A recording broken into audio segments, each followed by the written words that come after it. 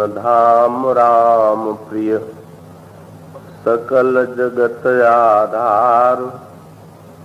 गुरु वशिष्ठ तेहि राख्यो, लक्ष्मण नाम उदार। और जिनका स्वभाव अत्यंत उदार है, गुरु वशिष्ठ कहते हैं इनका नाम लक्ष्मण है।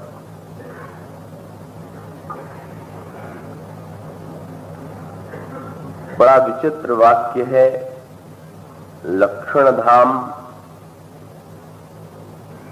यह तो लिखा गया कि श्री लक्ष्मण जी में सारे लक्षण विराजमान हैं, पर किस वस्तु के लक्षण हैं? ज्ञानी के लक्षण हैं कि भक्त के लक्षण हैं कि कर्मयोगी के लक्षण हैं, संत के लक्षण हैं, इसे स्पष्ट नहीं किया गया।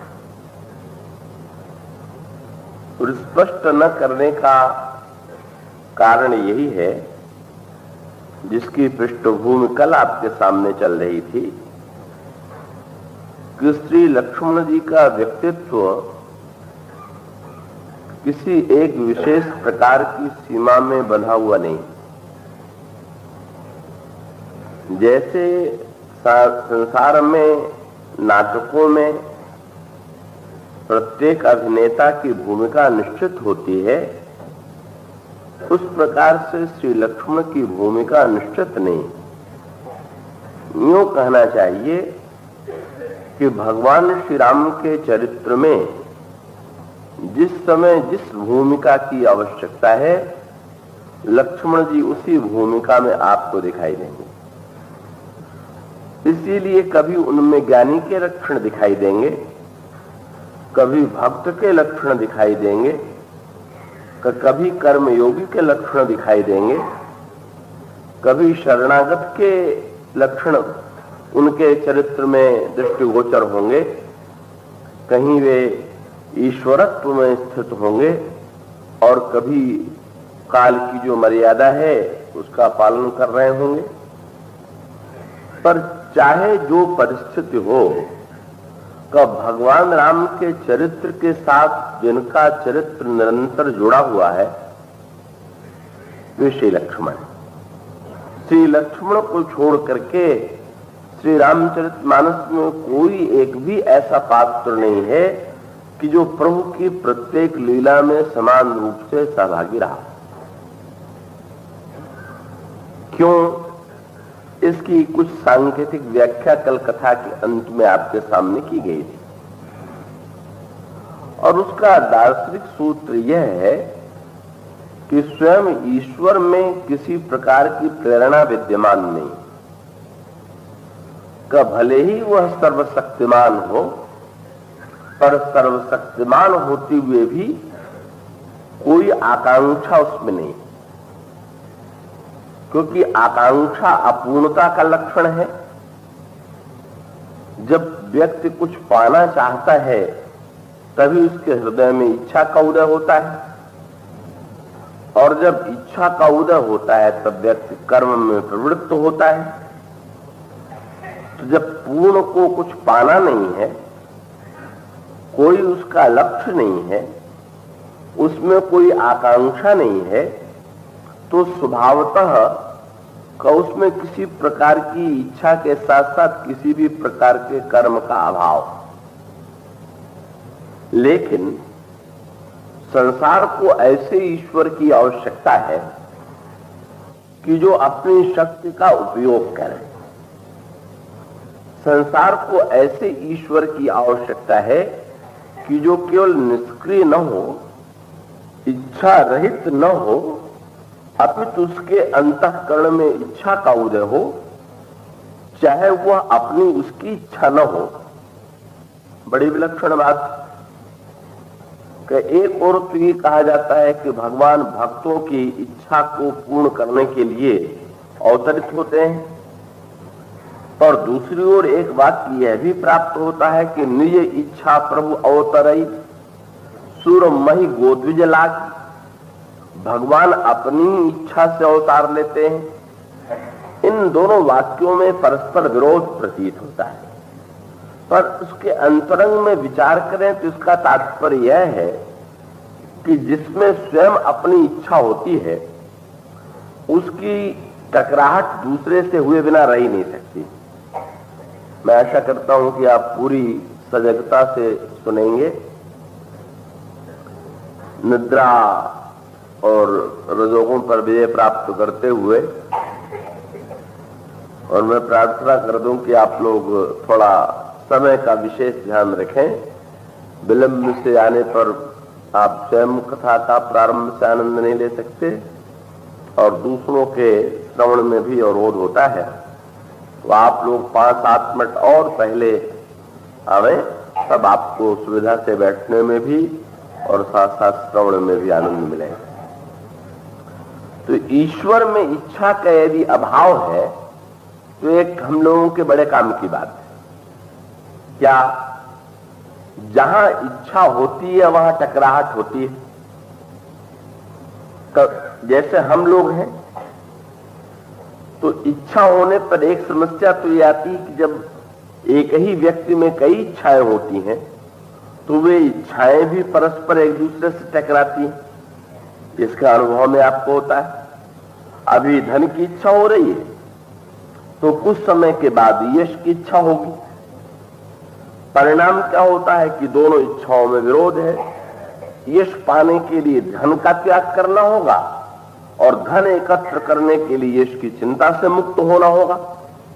तो ऐसी परिस्थिति में जब एक ही व्यक्ति में अनेक इच्छाओं का उदय होता है तब उसका परिणाम होता है कि वे इच्छाएं परस्पर एक दूसरे से टकराती हैं। और साथ साथ एक ही व्यक्ति में अनेक इच्छा तो है ही, व्यक्ति अपने आप से तो लड़ ही रहा है, सामने वालों में भी इच्छा है और सामने वाले व्यक्ति की इच्छा में और हमारी इच्छा में परस्पर टकराहट है। तो परिणाम क्या है कि संसार में सारे संघर्ष के मूल में ये मनुष्य की इच्छा। ईश्वर इस झगड़ों से मुक्त है, उसमें इच्छा का अभाव है। एक अनीह अरूप अनामा, अनीह है, अरूप है, अनाम है। अनीह का अर्थ है जिसमें इच्छा न हो, पर इच्छा नहीं है तो एक लाभ भी तो है। क्या कि या तो एक ज्ञानियों का मार्ग है। ज्ञानी कहते हैं अगर ब्रह्म अन्य है और ब्रह्म पूर्ण काम और परमानंद में निमग्न है तो इसका तात्पर्य है कि अगर हम भी अन्य हो जाएं, हम भी इच्छा रहित हो जाएं, तो उसी आनंद की अनुभूति हमें भी होने लगेगी। और उसको भक्तों ने जरा उल्टे ढंग से कहा कि भाई ये कहना तो बड़ा सरल है कि इच्छा से मुक्त हो जाए, लेकिन इच्छा से मुक्त होना सरल है क्या? तो भक्त कहता है कि किसी प्रकार से अगर अपनी इच्छा को भगवान में बैठा दे तो करें तो वो और फल हमको मिले, क्योंकि उन्हें तो कुछ चाहिए नहीं। और किसी प्रकार से अगर उनमें इच्छा उत्पन्न की जा सके तो उसका लाभ हम ही को तो प्राप्त होगा। इसलिए जहां पर ज्ञानी स्वयं अनीह बनने का प्रयास करता है, इच्छा से ऊपर उठने का प्रयास करता है, वहां भक्त भगवान में इच्छा की सृष्टि का प्रयास करता है कि भगवान में ही किसी प्रकार से कामना का जन्म हो, भगवान में ही किसी प्रकार से कर्म का जन्म हो। और उसका परिणाम क्या है? ये जो भक्त, एक बड़ा सुंदर वाक्य आता है रामचरितमानस में, ईश्वर स्वभाव से विरागी, और उस विरागी ईश्वर में हमें राग की सृष्टि करना है, क्योंकि राग से ही प्रेरणा व्यक्ति को प्राप्त होती है। इसलिए भगवान शंकर देवताओं से कहते हैं अब जग में सब रहित विरागी है, तो वो सर्वत्र, पर सर्वत्र होते हुए भी विरागी है। अब हम क्या करें कि प्रेम ते प्रभु प्रगटे जिमी आगी, अपना प्रेम उसके हृदय में ऐसा बैठा दो कि वो व्यक्ति, वो जो ईश्वर है कि वो स्वयं विरागी से रागी बन जाए।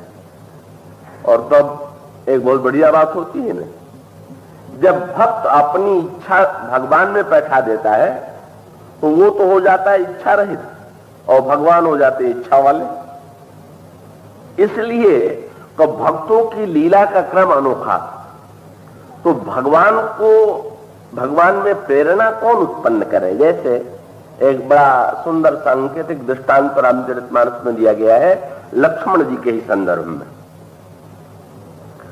जनकपुर में भगवान श्री राम महर्षि विश्वामित्र के साथ आए हुए, पर वहां पर भी स्वतः आने की इच्छा नहीं। हर जगह देखेंगे विश्वामित्र के आश्रम में आते हैं पर अपनी इच्छा से नहीं आते, अवतार लेते हैं तो अपनी इच्छा से नहीं लेते। हर प्रसंग में आप देखेंगे कि इच्छा करने वाला कोई न कोई दूसरा है।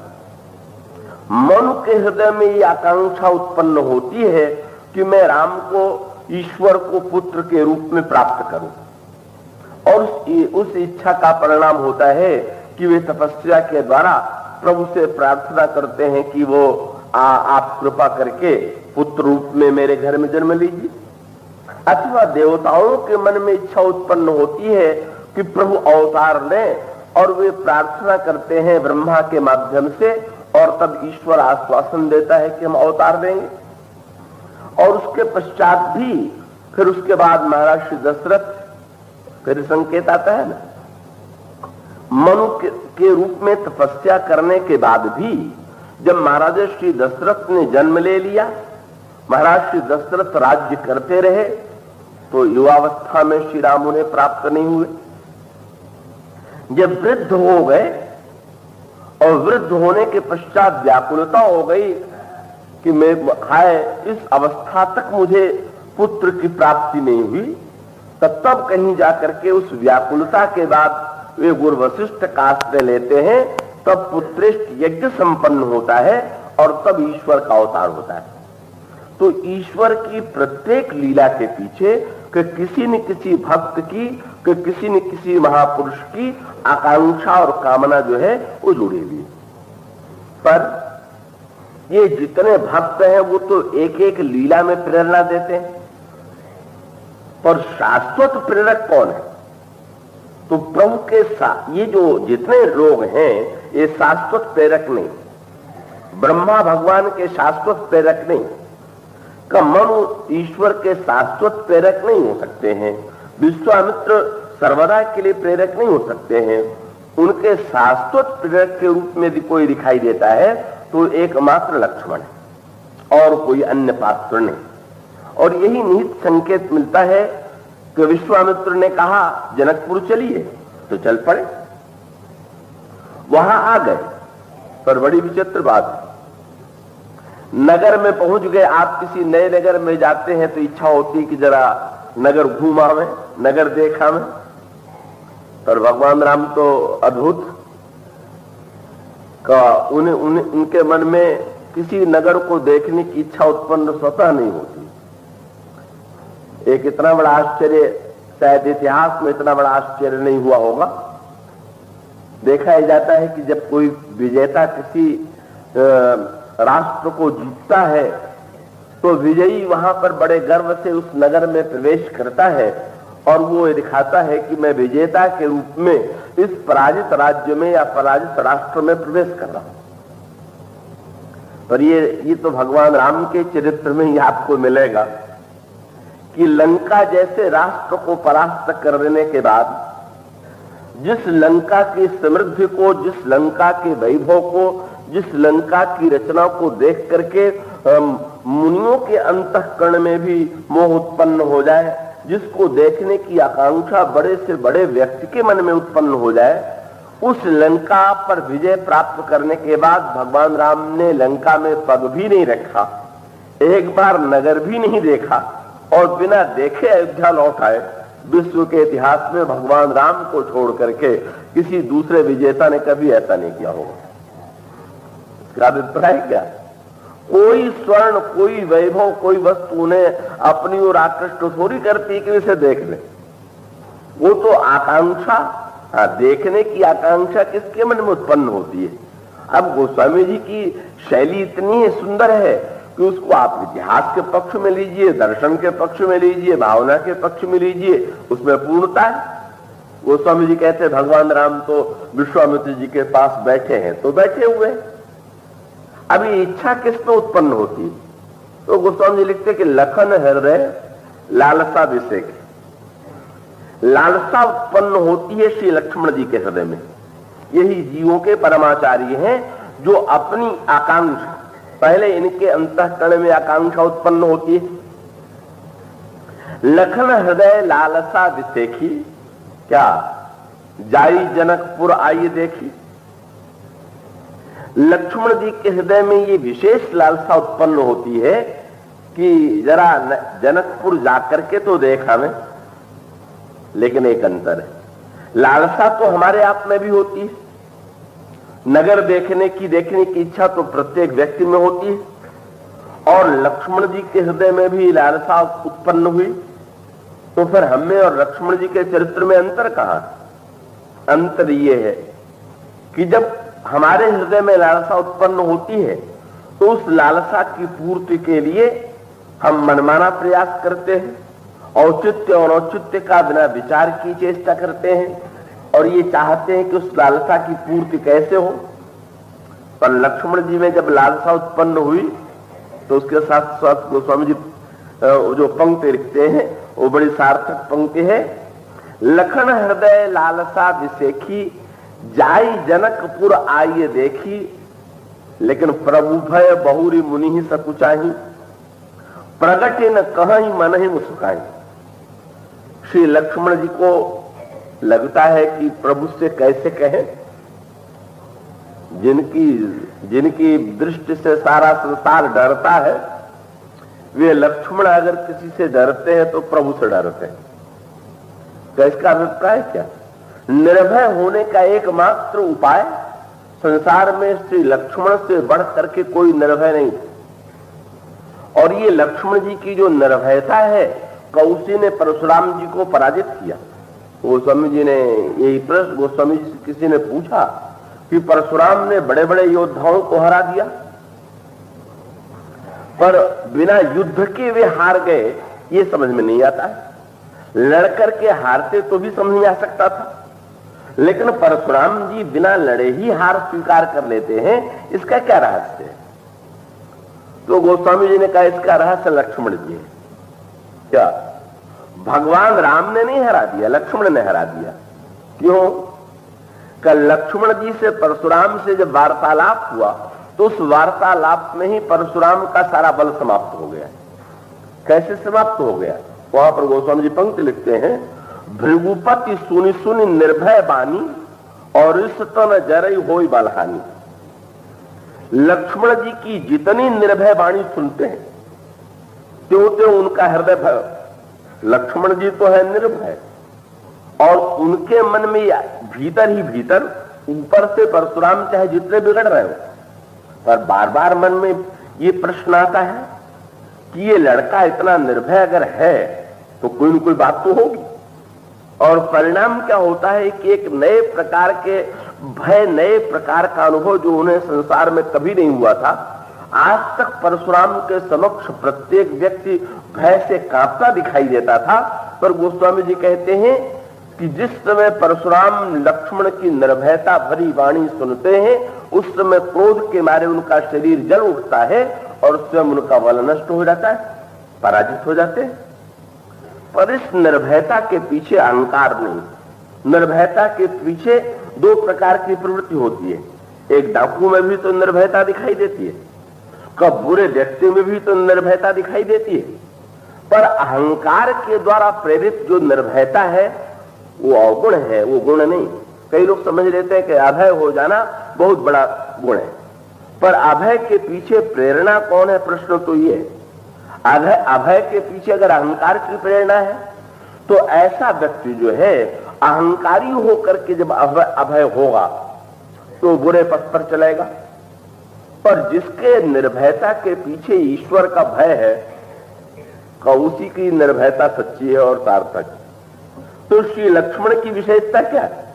कि सबसे अभय होते हुए भी अगर कभी किसी के प्रति उनके मन में भय है तो एकमात्र श्री राम का भय। परिणाम क्या हुआ? हम लोग तो भगवान के मंदिर में जाते हैं, भगवान के यहाँ प्रार्थना करने जाते हैं तो जोर जोर से अपनी इच्छा भगवान से प्रकट कर देते हैं, पर लक्ष्मण जी ने एक वाक्य भी भगवान राम की से नहीं कहा। केवल उनके होठों पर मुस्कुराहट आई, पर गोस्वामी जी ने कहा बिना बोले भी लक्ष्मण की भाषा प्रभु ने सुन लिया। हम लोग रोज पुकारते हैं, शायद हम लोगों की भाषा समझ उसकी नहीं आती, और बिना बोले सुन लेते हैं जिनकी भाषा वो लक्ष्मण जी हैं। गोस्वामी जी ने कहा राम अनुज मन की गति जानी। श्री लक्ष्मण के मन की गति को भगवान राम ने पहचान लिया, और तब जो शब्द है बड़े काम का है, बड़ा सार्थक है। और वो शब्द क्या है कि राम लखन मन की गति जानी तो भगत बछलता ही होलसानी।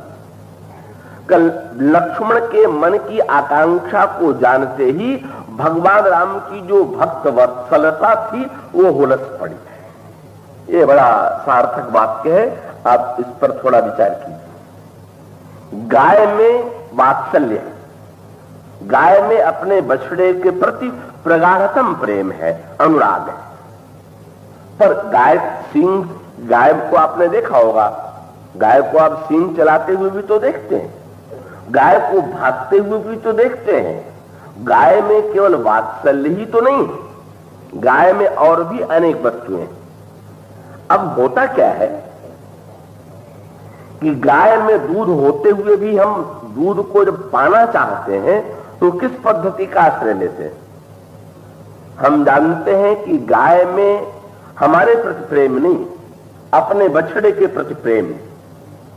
तो मनुष्य तो बड़ा स्वार्थी और बड़ा बुद्धिमान है, तो वो समझ गया गाय के स्वभाव को, और गाय के स्वभाव को समझ गया तो वो चतुराई ये करता है कि जब उसे दूध दूहना होता है तो स्वयं बाद में जाता है, पहले बछड़े को खोल करके उसको गाय के सामने भेज देता है। और जो ही गाय उस बछड़े पर दृष्टि डालती है तो त्यों ही उसके हृदय का वात्सल्य उमड़ पड़ता है, और उसके शरीर में रहने वाला जो दूध है उस तन में सिमट करके आ जाता है। बछड़ा पीने लगता है, गाय उसे प्यार से पिलाने लगती है, और जब बछड़ा पीने लगता है उसमें बुद्धिमान व्यक्ति जो है बछड़े को तो पकड़ लेता है और दूध दूह करके स्वयं अपना काम चलाता है। गोस्वामी जी वही दृष्टांत यहां पर देते हैं। ईश्वर गाय, पर ईश्वर में अनंत गुण होते हुए भी, ईश्वर में तो अनंत सामर्थ्य है, उसमें न्याय गुण भी है, उसमें कृपा गुण भी है, उसमें शौर्य गुण भी है। अब निश्चित रूप से ईश्वर के अगर वात्सल्य को प्रकट करना है तो कोई बछड़ा चाहिए, और वह बछड़ा कौन है? ये भक्त है। और भक्त भी कौन? लक्ष्मण जैसा। याद रखिएगा कि बछड़े को भी देख करके, किस बछड़े को देख करके गाय के स्तन में दूध आता है? जो केवल दूध पीता है। जब भूसा भूसा खाने लगता है तब फिर नहीं बात तलू मड़ता, यह ध्यान रखिएगा। और उसका अभिप्राय कि ईश्वर का भी वात्सल्य केवल उसी भक्त के प्रति उमड़ता है जो ईश्वर की कृपा का प्यासा है और किसी वस्तु का प्यासा नहीं। इसका अर्थ है कि जो दूध पी करके कुछ और दूध छोड़ करके कुछ और सेवन करने लगा। भगवान राम ने परशुराम जी से लक्ष्मण जी को दिया। हमने जब ये कहा कि महाराज इस बालक पर आप कृपा करके क्रोध न कीजिए, तो परशुराम को बड़ा बुरा लगा। तो परशुराम जी ने व्यंग्य में पूछा कि अच्छा ये कितने दिनों के बालक है? कै दिनों का बालक है ये? तो भगवान राम क्या कहते हैं? नाथ करिय बालक पर छोहू, सूध दूध मुख करिए नो को। ये तो बिल्कुल दुधमुहा बालक है। अब परशुराम का क्रोध तो और भी 100 गुना बढ़ गया कि इतने विशालताए, इतने दिव्य शरीर को और ये कहना कि ये तो दुधमुहा बालक है, पर भगवान राम की भाषा के लिए तो आगे चल करके गोस्वामी जी ने कहा ना, सुन मृदु गूढ़ वचन रघुपति के। श्री राम की वाणी सुनने में कोमल है, पर उसका अंतरंग अर्थ बड़ा गूढ़ है। भगवान राम जब लक्ष्मण जी को दुधमुहा बालक कहते हैं तो केवल अभी थोड़ी कहते हैं। अरे विवाह हो जाने के बाद कई वर्ष अयोध्या में रहे, और अयोध्या में रहने के बाद फिर वन में गए, और वन में जाते हुए नदी के किनारे जब पिताजी के विरुद्ध कुछ कठोर शब्द बोलने लगे तो सुमंत जी से भगवान राम क्या कहते हैं, कहां बन तात लखन लरिखाई। अरे तो छोटे बच्चे हैं कि इनकी बात पर ध्यान नहीं दिया जाता। बन जा रहे हैं भगवान राम के साथ, और उस समय भी भगवान राम यही कहते हैं कि ये तो छोटे बालक है। और केवल भगवान राम की ये मान्यता नहीं, कवितावली रामायण में गोस्वामी जी कहते हैं कि श्री लक्ष्मण जी वन में जल लेने के लिए गए और कुछ विलंब होने लगा। प्रभु आगे की ओर बढ़ते जा रहे हैं, अचानक श्री सीता जी ने प्रभु और रोक करके कहा कि महाराज आप तो आगे चलते जा रहे हैं, कि लक्ष्मण अभी तो गए हैं, पर साथ साथ शब्द क्या था, जल को गए लखन है लरिका। जल लेने के लिए लक्ष्मण गए हैं, प्रभु ने कहा आ जाएंगे। उन्होंने कहा नहीं नहीं, वो इतने बड़े थोड़ी हैं कि स्वयं आ जाएंगे, वो तो नन्हे बालक को, उनके लिए तो आपको ही रुक करके उनकी प्रतीक्षा करनी चाहिए। जो बड़े बालक होते हैं वे मार्ग चुनने में स्वतंत्र होते हैं, पर नन्हा बालक स्वयं थोड़ी मार्ग ढूंढ सकता है अपने लिए। इसलिए जल को गए लखन है लरिका, परिखो प्रिय बाट घरी कहे ठाड़े। आप कृपा करके थोड़ी देर के लिए वृक्ष के नीचे विलंब करके जरा लक्ष्मण की प्रतीक्षा तो कर लीजिए। लक्ष्मण जी का परिचय जब दिया गया तब बालक के रूप में दिया गया, और भगवान राम ने कहा कि लक्ष्मण दुधमुहे बालक है। और उसका तात्पर्य क्या है कि श्री लक्ष्मण तो अपने पूरे जीवन में केवल दुधमुहे बालक ही रहे, और दुधमुहे बालक रहे इसका अर्थ क्या हुआ कि बछड़ा तो ज्यों-ज्यों बड़ा होता है नई नई वस्तुओं को खाने लगता है, और ज्यों-ज्यों नई नई वस्तुओं को खाने लगता है गाय और उसके बीच में दूरी उत्पन्न हो जाती है। पर नन्हा बछड़ा अपने मां के ऊपर इतना आश्रित है कि वो तो मां के दूध को छोड़ करके और कुछ जानता ही नहीं। इसी प्रकार से जिन लोगों के मन में हजार इच्छा है, अगर वे चाहे कि हमारी इच्छा भगवान में बैठ जाए, हम लोग सोचें कि बड़ा अच्छा उपाय निकला, भगवान सर्वशक्तिमान है और हम अपनी इच्छा बैठा दें, तो हम कहां से अपनी इच्छा बैठा देंगे। ये हजार इच्छा वालों की इच्छा जो है ईश्वर में नहीं बैठा करती है। ये तो श्री लक्ष्मण जी जैसा व्यक्ति कि जिसके अंतःकरण में जो इच्छा है उसका भी रहस्य दूसरा, वो भी आगे चल करके प्रकट हुआ। और उस इच्छा के पीछे कब वो जो गोस्वामी जी ने शब्द कहा कि जब लक्ष्मण की इच्छा को प्रभु देखते हैं तो भगवान राम का जो वात्सल्य है वो उमड़ पड़ता है।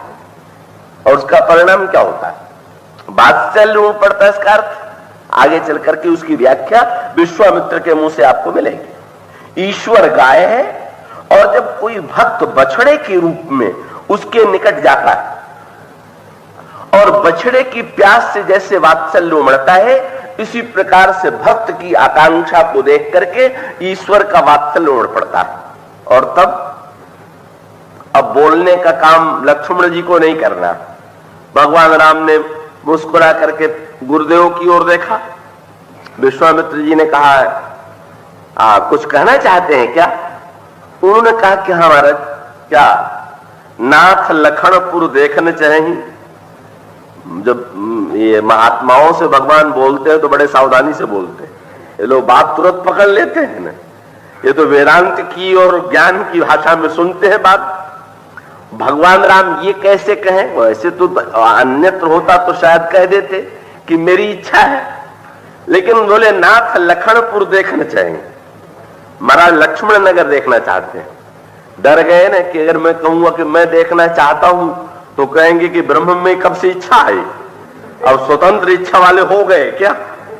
इसलिए कहते कि नाथ लखनपुर देखन चाहिए। विश्वामित्र को हंसी आई तो जिसमें इच्छा आती है वो कहता है कि इच्छा आवेगी दूसरे में, वो कहेगा दूसरा। यही तो नया परिवर्तन है। अभी तक क्या है, हम लोग बोलते हैं, ईश्वर चुप रहता है, और जब कोई भक्त भगवान के सामने आता है तो भक्त चुप हो जाता है और ईश्वर बोलने लग जाता है। अब भगवान स्वयं व्यग्र हो जाते हैं और कहते हैं है तो इनके मन में इच्छा, लेकिन प्रभु संकोच डर प्रकट न कहीं। आपके संकोच और डर के मारे साफ नहीं कह रहे हैं। तो ठीक है, अगर लक्ष्मण के हृदय में इच्छा है तो जाकर के नगर देखा मैं। बोले नहीं महाराज, तब जो राउर आए सो मैं पाऊं, अगर आप मुझे आज्ञा दें तो इच्छा तुम में इनमें है और देखना जाना तुम चाहते हो, तो या तो ये कहो कि तुम दोनों में इच्छा है, या ये कहो कि लक्ष्मण में इच्छा है तो लक्ष्मण को जाने दीजिए। अगर लक्ष्मण में इच्छा है तो तुम क्यों जाना चाहते हो? बोले महाराज ये तो देखने जाना चाहते हैं ना, पर जो राउर आयस में पाऊं नगर दिखाई तुरंत ले जाऊं। एक दिखलाने वाला भी तो चाहिए, और वो दिखलाने का कार्य मैं करूंगा। एक नई बात आई, भक्त और भगवान परस्पर दृष्टि का परिवर्तन कर लेते हैं। क्या कि ज्ञानी जो है ज्ञान की दृष्टि से ईश्वर को के संसार को देखता है, और ज्ञान की दृष्टि से संसार को देखना और बात। और भक्त भगवान से कहते हैं आइए कुछ देर के लिए हम दोनों अपनी आंखें बदल लें। आप हमारी दृष्टि से संसार को देखिए, आपकी दृष्टि से हम संसार को देखें। यही जनकपुर में आपको परिवर्तन मिलेगा। जब भगवान राम जनकपुर देखने के लिए गए तो गुरुदेव से कह करके गए कि मैं लक्ष्मण को नगर दिखलाऊंगा, पर भौतिक दृष्टि से अगर विचार करके देखें तो भगवान राम भी इस नगर में उतने ही नए हैं जितने लक्ष्मण जी। नगर दिखलाने वाला तो कोई पुराना व्यक्ति होना चाहिए जो पहले वहां से परिचित हो। दो अपरिचित व्यक्ति एक दूसरे को नगर दिखलाने ले जाए तो कैसा दिखला करके ले आवेंगे? पर आगे चल करके लिखा हुआ है, भगवान राम जब गए तो भगवान राम क्या करते हैं? का राम दिखावही अनुजही रचना, कहीं मृदु मधुर मनोहर वचना। भगवान राम लक्ष्मण का हाथ पकड़ करके कहते हैं लक्ष्मण ये देखो ये देखो ये देखो। लेकिन एक ओर तो भगवान राम लक्ष्मण को दिखला रहे हैं, और दूसरी ओर गोस्वामी जी ने कहा जो बालक आए हुए हैं जनकपुर के भगवान राम के आसपास एकत्र हो गए हैं, वे भगवान राम का हाथ पकड़ करके वे भी भगवान राम को नगर दिखलाते हैं।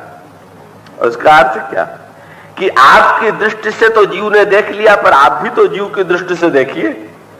और ठीक ही तो है, जब तक ईश्वर जीव की समस्या को जीव की दृष्टि से नहीं देखेगा तब तक उसका समाधान कभी ठीक हो ही नहीं सकता।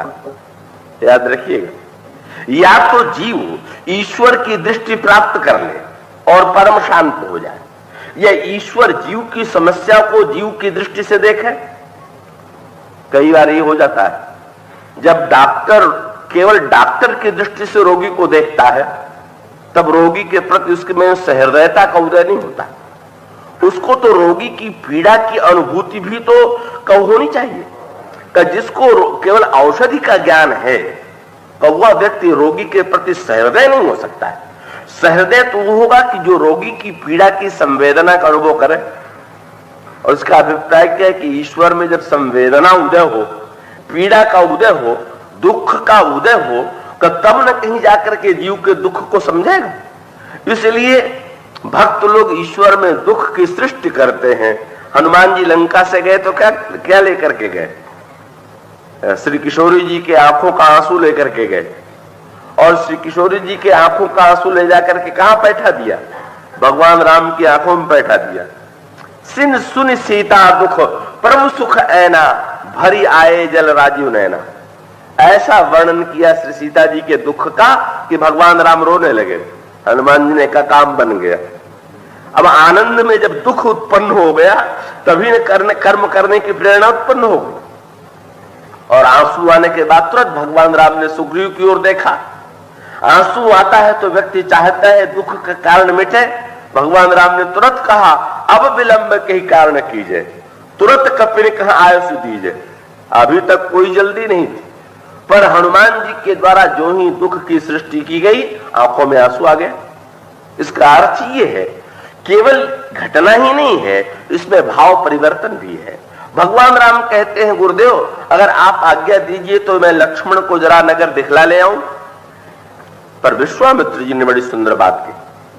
विश्वामित्र जी ने कहा कि राम, मैं तुम्हें सत्य बताता हूं, तुम लोग चाहे जिस भाषा का प्रयोग करो, तुम ये कहते हो कि लक्ष्मण नगर देखना चाहते हैं और तुम दिखलाना चाहते हो, पर मैं अच्छी तरह से जानता हूं कि नगर देखने की इच्छा लक्ष्मण जी के हृदय में क्या हो, तब वस्तुतः इनके हृदय में जनकपुरवासियों को धन्य कराने की इच्छा है।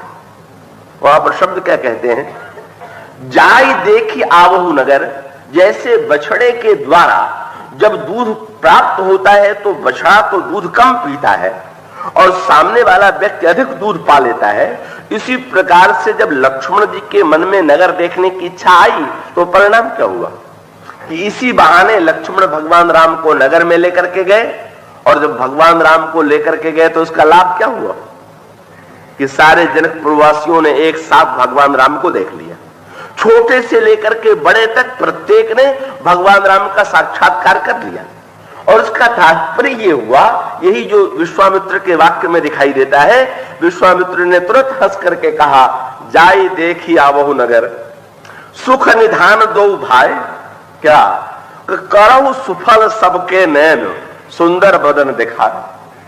वस्तुतः लक्ष्मण तो बेचारे जनकपुर वासियों के नेत्रों को सुफल करना चाहते हैं। ये व्यंग था विश्वामित्र जी का, क्या कि जनकपुर वासियों के कान तो सुफल हैं पर नेत्र सुफल नहीं। कान सुफल क्यों है? बोले निरंतर वेदांत श्रवण करते रहते हैं तो कान की सार्थकता तो हो गई, पर नेत्र तो व्यर्थ हो गए। क्योंकि जब वेदांत सुनते हैं तब ये सुनते हैं कि जितना नाम रूपात्मक विश्व है सब मिथ्या, तो मिथ्या है तो बेचारा नेत्र समझ लेता है कि हम बेकार हैं। जब रूप मिथ्या है तो हमारा उपयोग भी मिथ्या है। हंस करके विश्वामित्र जी ने कहा, लगता है जनकपुर जो है अधूरा रह गया। क्या? बोले विदेह तो सार्थक हो गए पर सुनैना सार्थक नहीं हुई। ये रामायण की भाषा पर जरा ध्यान दीजिए। पति का नाम विदेह और पत्नी का नाम सुनैना, ये पति पत्नी थे। विदेह जी बड़े ज्ञानी, तो ज्ञानी विदेह के नगर में अगर लोगों ने वेदांत ज्ञान के द्वारा रूप के मिथ्यात्व को जान लिया तो विदेह की सार्थकता तो हो गई, पर पूर्णता तो विदेह और सुनैना जब मिल जाए तब है ना। ये विदेह है विचार और सुनैना है भावना। और इसका अभिप्राय यह है कि ज्ञान के द्वारा विचार को तृप्ति तो प्राप्त हो गई, पर भावना को बिना रूप के कहीं तृप्ति मिलेगी? निर्गुण निराकार के द्वारा विचार को संतोष प्राप्त हो सकता है, पर बिना ईश्वर के सगुण साकार हुए नेत्र कैसे धन्य होंगे?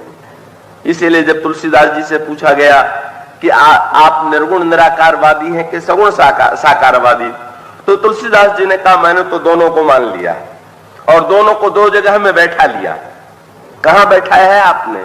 कहेंगे ही निर्गुण, हृदय में तो निर्गुण निराकार है, तो फिर सगुण साकार कहां रहता है? कहते हैं ही निर्गुण नयननि सगुण। हृदय में निर्गुण निराकार और नेत्र में सगुण साकार। और उसका अर्थ ये है विदेह धन्य हो गए थे, पर सुनैना शब्द की कोई सार्थकता जनकपुर में नहीं थी। इसीलिए गोस्वामी जी ने सुनैना जी का नाम तो सुनैना था ही। जिस समय जनकपुरवासिनी स्त्रियों ने भगवान राम को देखा और वो परस्पर श्री राम के सौंदर्य की प्रशंसा करने लगी, तो तुलसीदास जी ने जनकपुरवासिनी स्त्रियों का अलग अलग नाम नहीं बताया। कौन बोल रहा है? परस्पर बातचीत हो रही है। किससे हो रही है? दो स्त्रियां बात कर रही हो, दो देवियां बात कर रही हो, तो पर उनका नाम बतावेंगे? उन्होंने उनसे कहा। पर जनकपुर की स्त्रियां जब बात करती हैं तो गोस्वामी जी सबका एक ही नाम दे देते हैं। क्या? कोई कहां ही परस्पर कोकिल बैनी, ये विवाह बड़ लाभ सुनैनी। कोकिल बैनी और सुनैनी, बोले केवल अभी तक एक ही सुनैना थी, अब सब सुनैनी ही सुनैनी हो गई। उसका अभिप्राय प्रत्येक की भावना की तृप्ति का साधन मिल गया, प्रत्येक की भावना की तृप्ति का माध्यम प्राप्त हो गया। प्रत्येक व्यक्ति को ऐसा लगने लगा कि नहीं नहीं, हम अपने नेत्रों को धन्य बना सकते हैं। इसलिए विश्वामित्र जी हंस करके कहते हैं, लक्ष्मण तो तुम्हें अपने नगर देखने के बहाने तुम्हारे सौंदर्य के द्वारा जनकपुर वासियों के नेत्रों को धन्य करना चाहते हैं। इसलिए मैं तो यही कहूंगा कि जाई देखी आओ नगर, सुख निधान दो भाई, करहु सुफल सबके नयन, सुंदर बदन दिखाए। और इसका अभिप्राय ये, यही लक्ष्मण जो है निरंतर प्रभु की प्रत्येक लीला में प्रेरक के रूप में प्रभु को प्रवृत्त करते हैं। चाहे वो धनुर्भंग हो, धनुष के प्रसंग में भी कर आपके सामने प्रसंग चल रहा था, भगवान राम तो बैठे हुए हैं, विश्वामित्र के कहने से उठे, पर विश्वामित्र क्यों नहीं बोल रहे हैं? लिखा हुआ है विश्वामित्र कब बोले? आगे चल करके जब भगवान राम और परशुराम से वार्तालाप हुआ तो परशुराम ने भगवान राम से कहा कि मुझे तो ऐसा लगता है कि धनुष को तोड़ करके तुमको बहुत बड़ा अहंकार हो गया। भगवान राम ने हंस करके कहा कि महाराज मैंने तोड़ा होता तब ना अहंकार होता, तो तुमने नहीं तोड़ा तो टूट कैसे गया? तो भगवान राम ने कहा कि महाराज हां, इतनी बात हो सकती है कि मैंने छुआ, तो छूने से इतना प्रसिद्ध धनुष टूट जाएगा? भगवान राम जो भाषा बोलते हैं वो शुद्ध दर्शन की भाषा है। भगवान राम का तात्पर्य है, निमित्त मैं हो सकता हूं, करता मैं नहीं। कि ये दिखाई तो लोगों को दे रहा है कि धनुष तोड़ा गया इनके द्वारा, और प्रत्येक व्यक्ति शायद यही समझ रहा होगा कि मैंने धनुष तोड़ा है, पर ये तो लोक दृष्टि है, ये तो लोगों को प्रतीत होता है। पर जहां तक मेरी बात है, मैं अच्छी तरह से जानता हूं कि मैं तो ये देखने के लिए गया था कि ये धनुष कैसा है कि जिसको इतने लोग इतने देर से प्रयास कर रहे हैं और फिर भी इतना होने पर भी ये खिसक ही नहीं रहा है। महाराज मैं तो गया और जाने के बाद मेरे मन में आया कि जरा इसको छू के भी देख लें, और जो मैंने छुआ तो हुआ क्या? बोले छुते ही टूट पिनाक पुराना। शायद वो इतना पुराना हो चुका था कि मेरे छूते ही टूट गया। और इसके पीछे सत्य क्या है? भगवान राम का तात्पर्य ये, और यही जीवन का सत्य है, कि जब किसी वस्तु का निर्माण होता है तो निर्माण के साथ साथ उसके विनाश का काल भी निश्चित हो जाता है। और जिस वस्तु का जब विनाश होना है तब वो होकर के रहेगा, और जिस समय विनाश नहीं होना है उस समय बड़ी से बड़ी दुर्घटना हो जाए, व्यक्ति बच जाता है। और जब विनाश का समय आता है तो कहा जाता है कि एक पुष्प से भी व्यक्ति मर जाता है, चींटी से भी व्यक्ति मर जाता है, एक तिनके से भी व्यक्ति मर जाता है। और उसका अभिप्राय क्या है? भगवान राम का संकेत यह था कि महाराज धनुष अगर कभी बना था तो उसका विनाश अवश्यंभावी था। अब ये संयोग की बात है कि और राजा ऐसे समय गए जब धनुष का विनाश नहीं होना था, और मैं ऐसे समय में पहुंच गया जब धनुष टूटने ही वाला था। उसी समय मेरा हाथ छू गया जिस समय धनुष टूटने वाला था। लोगों को लगा कि मैंने तोड़ दिया, पर मुझे तो महाराज पता है कि वस्तुतः इसको तोड़ा तो काल ने तोड़ा, मैंने नहीं तोड़ा। और गोस्वामी जी ने भी इसी का संकेत किया है कि विश्वामित्र जी भी तो बैठे हुए थे। अब विश्वामित्र ही भगवान राम से कह देते कि जरा उठ करके धनुष तोड़ दो, इतने देर तक चुप क्यों बैठे हुए थे? तो लिखा हुआ है कि विश्वामित्र समय शुभ जानी, बोले अति स्नेह में बानी। विश्वामित्र जी तब तक चुप बैठे रहे जब तक ये समझते रहे कि अभी धनुष टूटने का काल नहीं आया। इसका अभिप्राय काल की मर्यादा को तो महापुरुष भी स्वीकार करता है। विश्वामित्र भी सत्य को जानते हैं कि जो वस्तु जिस समय होना है उसी समय होगी, इसलिए विश्वामित्र बैठे हुए हैं। अन्य राजा समय से पहले प्रयास कर रहे हैं और प्रयास करके बेचारे असफल हो रहे हैं। पर विश्वामित्र इतनी देर के बाद क्या उन्होंने पंचांग खोल करके देखा क्या कि आज मुहूर्त बढ़िया है कि नहीं है, इस समय मुहूर्त आ गया? तब विश्वामित्र समय शुभ जानी। विश्वामित्र ने कब समझा कि मुहूर्त आ गया? जब लक्ष्मण जी ने खड़े होकर के गर्जना किया, बोले जब काल बोल रहा है तब समझ लेना चाहिए कि अब समय आ ही गया। समय शुभ जानी की सूचना जो है वो काल देता है, और उसके प्रतीक लक्ष्मण जी हैं।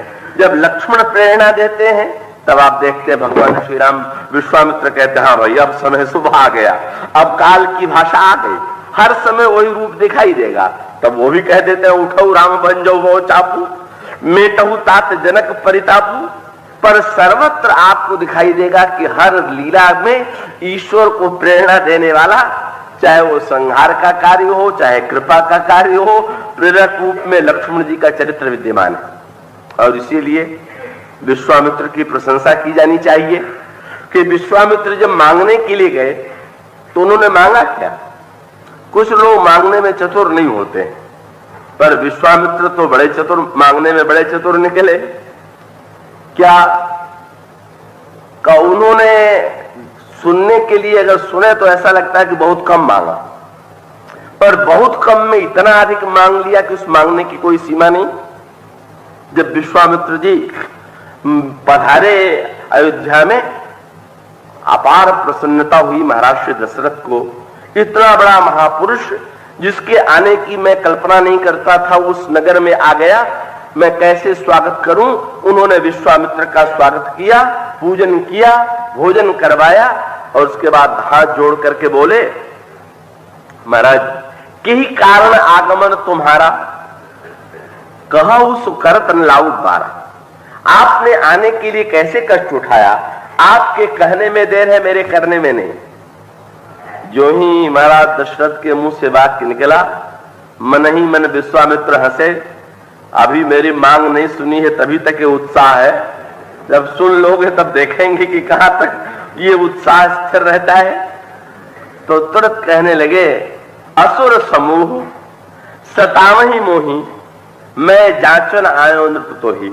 राजन तुम तो जानते हो मेरे आश्रम में यज्ञ होता है और उस यज्ञ को राक्षस पूर्ण नहीं होने देते हैं, इसलिए मैं तुम्हारे पास याचना के लिए आया हुआ हूं। महाराज दशरथ प्रसन्न हो गए। कोई बात नहीं है, अगर राक्षसों का संकट आया हुआ है तो सेनापति को भेज दूंगा, यदि आदेश देंगे तो मैं स्वयं सेना लेकर के चलूंगा, इसमें क्या समस्या है। लेकिन पता चला कि ये महापुरुष जो है उसने निर्णय भी कर लिया है कि उसको क्या लेना है।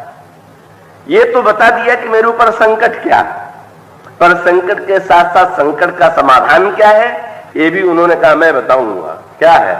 असुर समूह सतामहि मोही, मैं जाचन आयो नृप तो ही। क्या चाहिए? अनुज समेत देहु रघुनाथा, निश्चर बध में होब सनाथ। तुम राम को उनके छोटे भाई के साथ दे दो, बस इतने में मैं सनाथ हो जाऊंगा।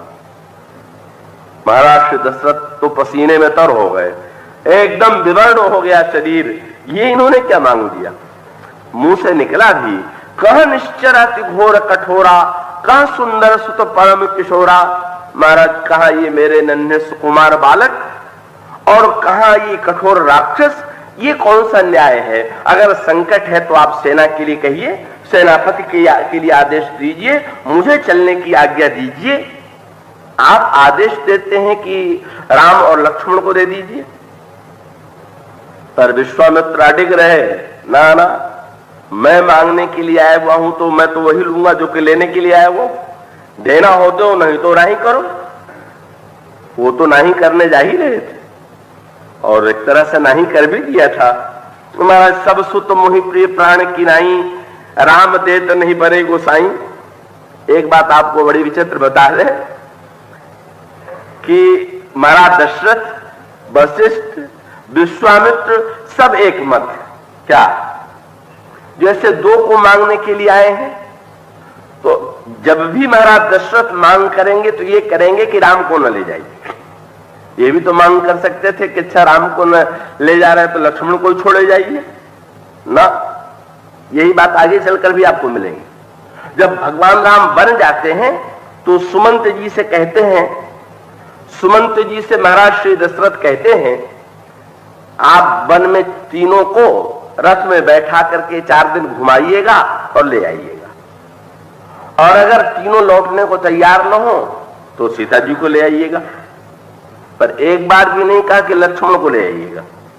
ये विचित्र बात। यही कह देते कि अच्छा सीता न लौटा तो लक्ष्मण को लौटा ले आइएगा। लक्ष्मण जी के विषय में कोई आपत्ति नहीं। अगर राम को दिया जाना है तो महाराज श्री दशरथ लक्ष्मण को देने को तैयार है। उनकी मुख्य आपत्ति तो यह है कि मैं राम को देने के लिए प्रस्तुत नहीं हूं, मैं राम को नहीं दे सकता हूं। और विश्वामित्र का आग्रह है कि मैं राम को ले जाऊंगा और राम के साथ साथ छोटे भाई को भी ले जाऊंगा। क्यों आग्रह है? विश्वामित्र कितने चतुर मांगने वाले हैं। लगा तो एक कि उन्होंने जो मांगा है वो न्यायोचित नहीं। आप युद्ध करने के लिए जाएंगे तो क्या मांगेंगे?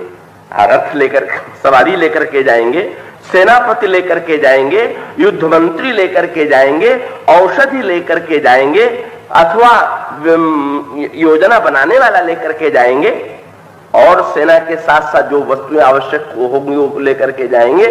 विश्वामित्र जी ने कोई मांग नहीं किया। विश्वामित्र जी ने नहीं कहा कि इतनी सेना भेज दीजिए। विश्वामित्र जी ने नहीं कहा कि सेवा कितने रथ चाहिए, कितने घोड़े चाहिए, कितने हाथी चाहिए। विश्वामित्र जी तो कहते बस अनुज समेत देव, केवल लक्ष्मण को दे दीजिए। और इसका तात्पर्य क्या है कि विश्वामित्र की मांग तो सुनने में लगती है कि उन्होंने एक को मांगा, पर उन्होंने तो एक को मांग करके ही सबको मांग लिया। और इसका अर्थ क्या है? लक्ष्मण को मांगने का अर्थ क्या है? लक्ष्मण क्या है श्री राम के? उनका श्री राम से क्या नाता है? वो तो आपने नन्ही सी गाथा सुनी होगी ना। एक महात्मा परेशान थे, किसी ने पूछ दिया क्या हुआ? बोले हमारा तो सब कुछ चला गया। क्या चला गया? बोले छाता भी चला गया, आसन भी चला गया, ओढ़ने की रजाई भी चली गई, बिछाने का वस्त्र भी चला गया, सब चला गया। तो कई भक्त थे, उसमें कोई पुलिस के पदाधिकारी भी थे। उन्होंने पता लगाया तो चोर पकड़ लिया गया। पर चोर जब पकड़ा गया तो उससे कहा गया सारी वस्तुएं तुम महात्मा जी के दो। तो उसने कहा कंबल दे दिया। बोले बस एक कंबल ही वहां तो मिला था। महात्मा जी से पूछा गया कि महाराज आपने तो कहा था सब चला गया और यहां तो एक ही कंबल मिला। तो उन्होंने कहा वो बिल्कुल ठीक है, ये कंबल ही तो मेरा सब कुछ। जब बरसात होती है तो छाता बना लेता हूं, जब पूजा करनी होती है तो आसन बना लेता हूं, जब ठंड लगती है तो इसको ओढ़ने वाला बना लेता हूं, नहीं ठंड होती तो इसको बिछौना बना लेता हूं। ये केवल एक थोड़ी है, यही सब कुछ। सो लक्ष्मण जी के लिए भी बात बिल्कुल ठीक ही है। कहने लगे अनुज समेत देहु रहुना था, पर लक्ष्मण जी हैं क्या? भगवान राम के रथ भी यही है, सेनापति भी यही है, मंत्री भी यही है, सैनिक भी यही है, ज्योतिषी भी यही है। लक्ष्मण जी के इतने रूप हैं और इतने रूपों में इस यात्रा में उन्होंने काम किया। और पूरे चरित्र में, ये इसी यात्रा में नहीं, आज से लेकर के अंत तक लक्ष्मण इतने रूपों में भगवान राम की सेवा करते हैं कि रामचंद्र का में केशवदास ने एक बड़ा भावात्मक चित्र प्रस्तुत किया है कि जिस समय श्री राम लौट करके वन से आए, उस समय सुमित्रा अम्बा रामभद्र से मिलने के लिए आई। और सुमित्रा अम्बा के प्रति तो भगवान राम इतना संकोच का अनुभव करते हैं कि उनके सामने जाने में भी प्रभु स्वयं कैकेयी जी के भवन में आए तो चले गए, पर सुमित्रा माता के सामने जब वन जाने लगे थे तब भी नहीं गए, और लौट करके आए तो भी साहस नहीं कर रहे थे। मिल गई बाहर तो और बात है, पर स्वयं नहीं गए। सुमित्रा माता स्वयं मिलने के लिए चली आई, और मिलने के लिए चली आई तो प्रभु चरणों में गिर पड़े। मां ने गोद में बैठा लिया स्नेह से, और प्रभु ने कहा मां आपने आदेश दे के बुलवा लिया होता, आपने कष्ट क्यों किया? तो सुमित्रा अम्बा ने कहा कि आज एक मैं विशेष काम से आई हूं कि लक्ष्मण तुम्हारी सेवा में गया था, 14 वर्ष तुम्हारी सेवा में रहा, तो जरूर भूले हुई होंगी, और ऐसी स्थिति में मैं लक्ष्मण की ओर से उसकी अगर कोई भूल हुई हो तो मैं क्षमा मांगती हूं कि तुम उसके अपराधों पर ध्यान मत देना। प्रभु के आंखों में अनवरत आंसू बहने लगे, और प्रभु ने कहा कि मां मैं तो आपके सामने लज्जा के मारे कभी नहीं आता हूं। बन जाते हुए प्रभु क्यों नहीं मिले? लक्ष्मण जी से कह दिया कि तुम जाकर के मां से विदा मांग ले आओ। मांगो विदा मात सन जाई, पर स्वयं मिलने के लिए नहीं गए। कौशल्या अम्बा के सामने प्रभु जाने में संकोच नहीं करते, कैकेयी अम्बा के सामने जाने में संकोच नहीं करते, पर सुमित्रा अम्बा के सामने संकोच करते हैं।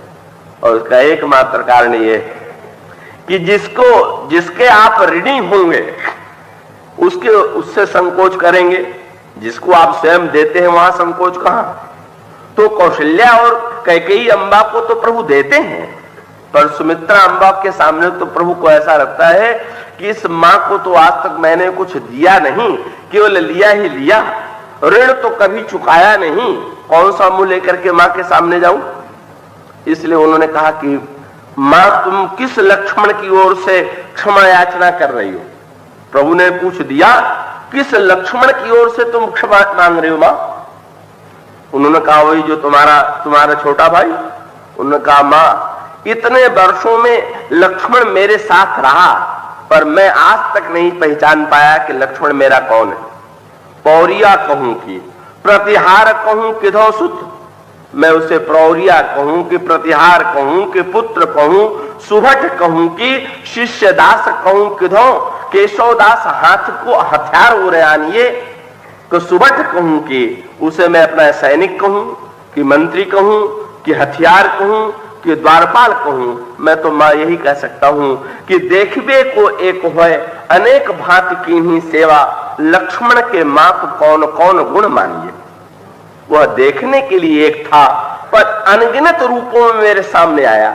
जब मुझे जिस की आवश्यकता हुई, लक्ष्मण ने स्वयं अपने आप को उसी रूप में मेरे सामने प्रकट कर दिया। मैं लक्ष्मण की सेवा के लिए किन शब्दों में आभार व्यक्त कर सकता हूं। जिस समय विश्वामित्र जी ने लक्ष्मण की मांग किया, अनुज समेत देहु रघुनाथा, इसका अभिप्राय कि विश्वामित्र सत्य को जानते हैं, सबको लेकर के जाने की आवश्यकता नहीं है, एक लक्ष्मण को ले चलो सारे काम पूरे हो जाएंगे। और एक बार भले ही दशरथ जी ने अस्वीकार कर दिया हो, पर वशिष्ठ जी ने जब बाध्य किया कि नहीं नहीं आपको तो देना ही पड़ेगा, और तब इन्होंने दे दिया। महाराज श्री दशरथ लक्ष्मण जी को रोकने की चेष्टा क्यों नहीं करते, चाहे अब हो और चाहे वनगमन का प्रसंग हो, उसका भी एकमात्र कारण लक्ष्मण जी के प्रति महाराज श्री दशरथ की आस्था है। क्या महाराज दशरथ जानते हैं, सारे महाराज दशरथ को नहीं, अयोध्या का प्रत्येक व्यक्ति जानता है कि लक्ष्मण श्री राम के बिना एक क्षण भी नहीं रह सकते हैं, और श्री राम की समस्त आवश्यकताओं की अगर कोई पूर्ति कर सकता है तो एकमात्र लक्ष्मण हो सकते हैं और कोई नहीं। और इसीलिए दोनों भाइयों को समर्पित कर दिया जाता है। लक्ष्मण क्या है का भगवान राम लड़ने के लिए जा रहे हैं और बिना रथ के जा रहे हैं। लक्ष्मण रथ है, जिस रथ के द्वारा जीता जाता है वो रथ भी लक्ष्मण ही है। भगवान राम से भीषण जी ने पूछ दिया था, रावण जैसे शत्रु को कैसे आप बिना रथ के हरा देंगे। भगवान राम ने कहा, लक्ष्मण क्या तुमको लगता है कि मेरे पास रथ का अभाव है? नहीं नहीं, ऐसी बात नहीं है। जिस रथ के द्वारा विजय प्राप्त होती है वो रथ तो कोई और है। भगवान राम कहते हैं, सुनो सखा कह कृपा निधाना, जय जय होए सुचंदन आना, सौरज धीरज तेहि रथ चाका, सत्यशील दृढ़ ध्वजा पताका, बल विवेक दम परहित घोरे, क्षमा कृपा समता जोरे, ईस भजन सारथी सुजाना, विरत चर्म संतोष कृपाणा, दान परसु बुध शक्ति प्रचंडा, वर विज्ञान कठिन को दंडा, अमल अचल मन त्रोण समाना, समजम नियमशीले मुख नाना, कवच अभेद विप्र गुरु पूजा, यही सम विजय उपायन दूजा, सखा धर्ममय असरथ जाके, जीतन कहन कतौरी पुता के। भगवान राम कहां जा रहे हैं? लड़ने के लिए। मारीच और सुबाहु से बिना रथ के चले गए क्या? लक्ष्मण के समान रथ भगवान राम का कौन होगा? लक्ष्मण चल रहे हैं तो भगवान राम का वह रथ चल रहा है जिस रथ के द्वारा भगवान जानते हैं कि विजय प्राप्त होती है, और वो रथ चरित्र का रथ है, सद्गुणों का रथ है। और अगर ये धर्म रथ आप देखना चाहें तो लक्ष्मण जी के व्यक्तित्व में आपको मूर्तिमान लगेगा। आप पूरा मिला करके देख लीजिए। समय अभाव से उसकी चर्चा हम संक्षेप में संकेत सूत्र में कर दें। सौरज धीरज तेरथ चाका, जो धर्मरथ है उसके दो पहिए, शौर्य और धैर्य। आप श्री लक्ष्मण जी के व्यक्तित्व में इन दोनों पहियों को देख लीजिए। लक्ष्मण जी का शौर्य कितना महान है। लक्ष्मण जी के शौर्य की चर्चा तो रामायण में इतने प्रसंगों में आई है। जब वे बोलते हैं, गोस्वामी ने कहा, जिस समय श्री भरत के आगमन का समाचार श्री लक्ष्मण सुनते हैं और सुनते हुए कहते हैं, जिमि करि निकर दलई मृगराजू ले लपेट लबाजिम बाजू, तैसे भरत ही सेन समेता सानुज निदर निपातों खेता। शौर्य की वो वाणी। अथवा धनुष यज्ञ के मंडप में जब भगवान राम से लक्ष्मण जी आदेश मांगते हैं, नाथ जानी अस आयस होऊ, कौतुक करो विलोक्य सोऊ, कमल नाल जिमि चाप चढ़ावो, जोर्जन शत प्रमाण ले धामो, तोरो छत्रक दंड जिमि तो प्रताप बलनाथ। लक्ष्मण जी में शौर्य की पराकाष्ठा है। इसमें तो कोई आश्चर्य किसी को हो ही नहीं सकता है।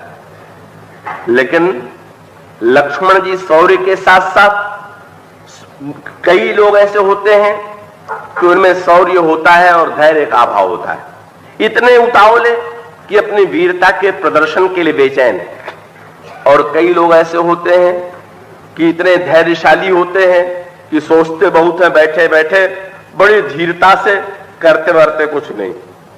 पहिया तो तब चलेगा कि जब केंद्र में तो स्थिर रहे और साथ साथ चलता रहे, जीवन में शौर्य और धैर्य का संतुलन हो। कई लोगों को संदेह यह है कि लक्ष्मण जी में शौर्य तो था पर धैर्य नहीं था। वे लोग लक्ष्मण जी को पहचान नहीं पाते। लक्ष्मण जी में जितनी शूरता है का उससे ठीक उतनी ही धीरता है। और मैं तो ये कहूंगा कि भगवान राम तो अपने चरित्र में कभी अधीर हो भी गए, भले ही वो प्रेम का प्रसंग हो। उठे राम सुनि प्रेम अधीरा कह करके गोस्वामी जी ने भगवान राम के प्रेम में अधीर होने का वर्णन किया। पर जो अपने चरित्र में, अपने जीवन में कभी अधीर नहीं हुआ, जिनकी धीरता कभी विनष्ट नहीं हुई, वो लक्ष्मण जी।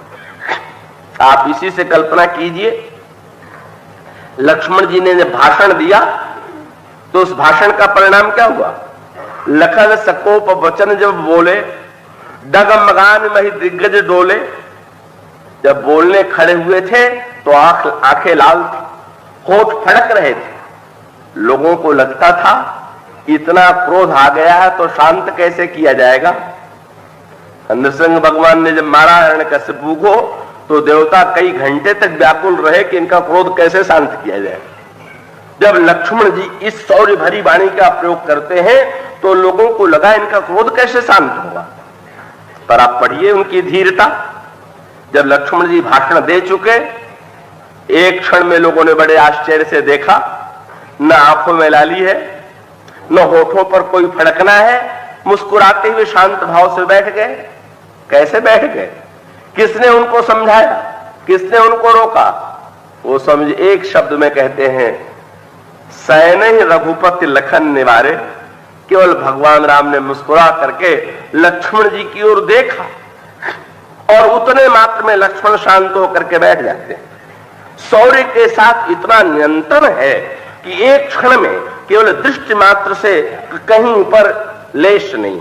अभी पता भी नहीं चल सकता कि इन्हीं सज्जन की वाणी से सारा संसार कांप रहा था। इतना बड़ा धैर्य। इसी कारण आगे चल करके आता है कि परशुराम जी ने श्री राम से कहा कि राम तुम तो बड़े सज्जन हो, पर तुम्हारा छोटा भाई बड़ा छोटा है। और इसका अर्थ है कि तुम स्वयं तो बहुत अनुशासित हो पर दूसरों को अनुशासन में रखना जानते नहीं। निपट निरंकुश निठुर का अगर निरंकुश न होता, तुम बड़े भाई हो, बड़े भाई का कर्तव्य है कि वो छोटे भाई पर अंकुश रखे, और तुम इतने सरल हो, इतने सज्जन हो, लेकिन सहज टेढ़ अनुहरन तो ही, ये स्वभाव से बड़ा बुरा है, निरंकुश है, अनुशासनहीन है। क्या लगता है कि तुम इतने सीधे हो कि दूसरे को वश में करना जानते नहीं। परशुराम जी ने जब आरोप लगाया तो इसका उत्तर दोनों ओर से मिला। लक्ष्मण जी ने भी दिया, भगवान राम ने भी दिया। लक्ष्मण जी ने तो अपनी भाषा में दिया। लक्ष्मण जी ने तुरंत कहा कि मैं तुम्हारा अनुचर मुनिराया, महाराज मैं तो आपका अनुयायी हूं। इसका अर्थ है कि टेढ़ापन बुरा है तो आप भी छोड़िए, मैं भी छोड़ दूं, और अगर आपके लिए अच्छा है तो मेरे लिए क्यों बुरा है, इसलिए आप कोई बात नहीं है। भगवान राम का ना सही परशुराम का सही, मैं तो राम का ही अनुगमन करता हूं, मैं तो आपका अनुयायी हूं। परशुराम जी को बड़ा क्रोध आया, और भगवान राम ने क्या उत्तर दिया? भगवान राम ने परशुराम जी से उत्तर दो तरह से दिया, बोल करके भी दिया, बिना बोले भी दे दिया। क्या? लक्ष्मण जी जब परशुराम जी को चिढ़ाने लगे, उसी समय को समझने लिखा, नैन तरेरे राम। भगवान राम ने तिरछी दृष्टि से लक्ष्मण को देखा। अभी लक्ष्मण जी कहा क्या बोल रहे थे, और जो ही प्रभु की दृष्टि लक्ष्मण से मिली, गुरु समीप गौने तुरंत परिहरि बानी बहम, तुरंत टेढ़ी बाणी बोलना बंद कर दिया। बंद कर दिया मैंने, परशुराम को भगवान राम ने उत्तर दिया। भगवान राम बताना चाहते थे, परशुराम कह रहे थे कि इसमें अनुशासन का सर्वथा भाव, और भगवान राम ने दिखला दिया कि महाराज ये तो इतना अनुशासित बालक है कि आंख से मान जाता है, और अगर फरसे से भी आप नहीं मनवा पा रहे हैं तो कोई न कभी आप में ही होगी। कब मैंने तो केवल देखा, इतने में मान गया, आप फरसे से मनवाना चाहते नहीं मान रहा है, तो कुछ तो सोचने की बात है कि क्या अंतर होगा। और साथ साथ लक्ष्मण जी ने दो नाटक किया। एक तो टेढ़ी बाणी बोलना तो बंद कर दिया, पर वहां से जाकर के विश्वामित्र जी के पास खड़े हो गए। क्यों खड़े हो गए?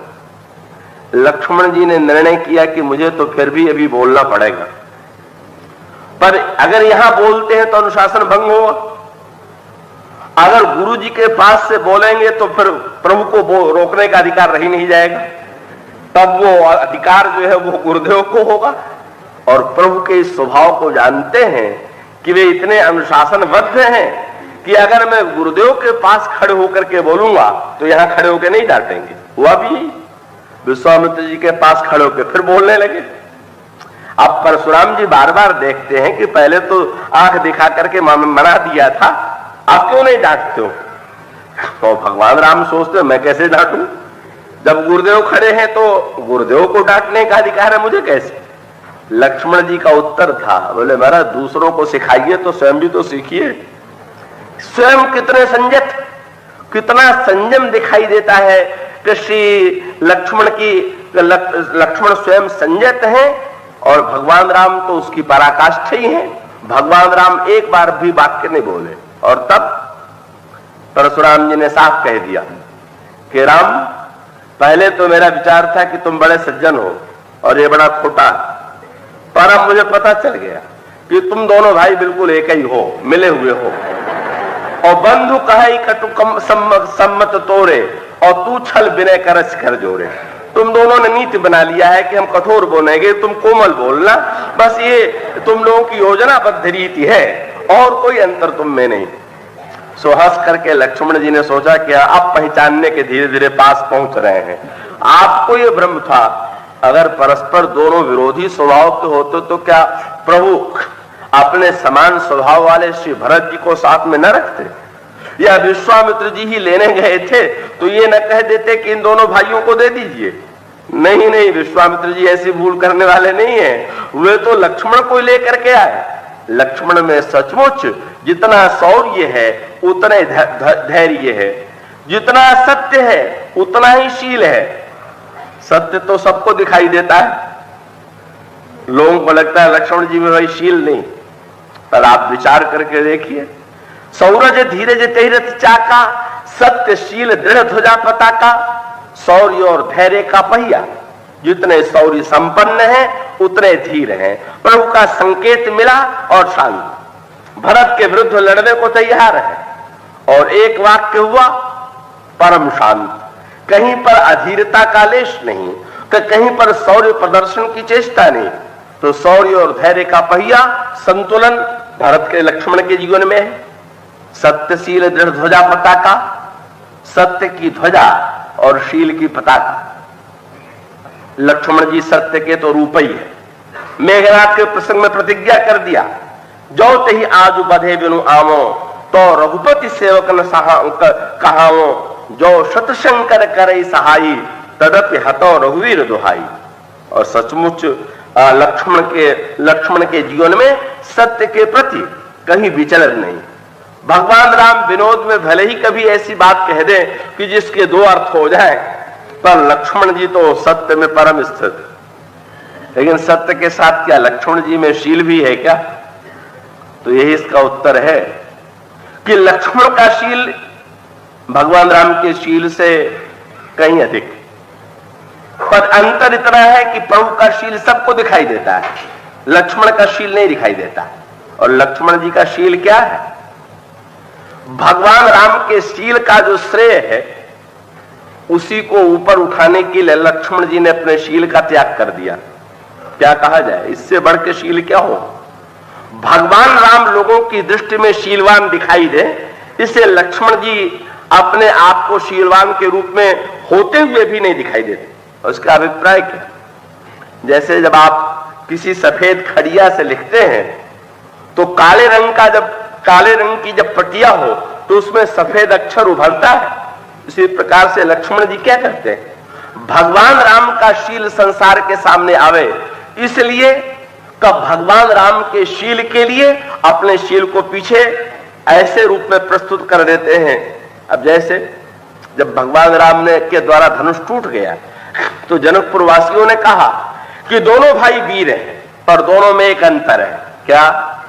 बोले राम जितने वीर हैं उतने सुशील भी हैं, लक्ष्मण वीर तो है पर सुशील नहीं। अब इन्हें पता नहीं है कि कुशीलता का कलंक लेकर के भगवान को सुशील बनाने वाले तो लक्ष्मण जी हैं।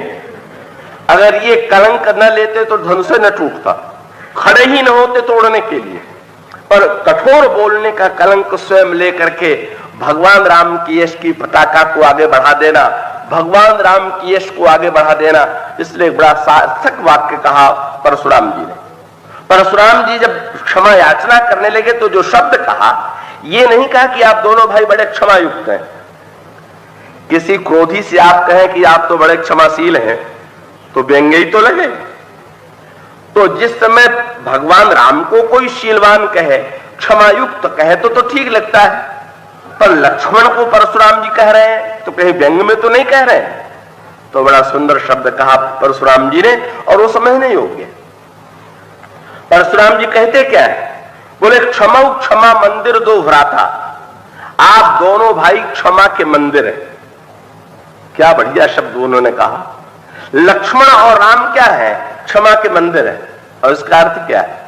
भगवान राम क्षमा के भवन है और लक्ष्मण जी ये जो है वो नींव है। नींव दिखाई नहीं देती, भवन ही तो दिखाई देता है, लेकिन बुद्धिमान व्यक्ति जानता है कि नींव नहीं तो भवन को खड़ा कर रखा। इसी प्रकार से परशुराम जी ने कहा कि महाराज आपके क्षमा का जो मंदिर है वो लक्ष्मण की क्षमाशीलता पर खड़ा है। ये अपने को छिपा करके आपके गुण को प्रकट कर देते हैं। और इसीलिए गुरु वशिष्ठ ने जब चारों भाइयों का नाम किया तो लक्ष्मण का नाम सबसे अंत में दिया। और क्या कह करके दिया? बोले गुरु वशिष्ठ ते ही राखा लक्ष्मण नाम उदार का। क्यों? बोले आधार है ना, तो आधार तो सबसे नीचे ही रहता है। आधार के रूप में सबसे नीचे रह करके भगवान राम के शील को ऊपर उठाने वाले, भगवान राम के सत्य को ऊपर उठाने वाले का लक्ष्मण क्या है? धर्मरथ हैं, सेनापति हैं, मंत्री हैं। किन किन रूपों में भगवान राम के चरित्र को व्यक्त करते हैं, इसकी चर्चा हम कल करेंगे।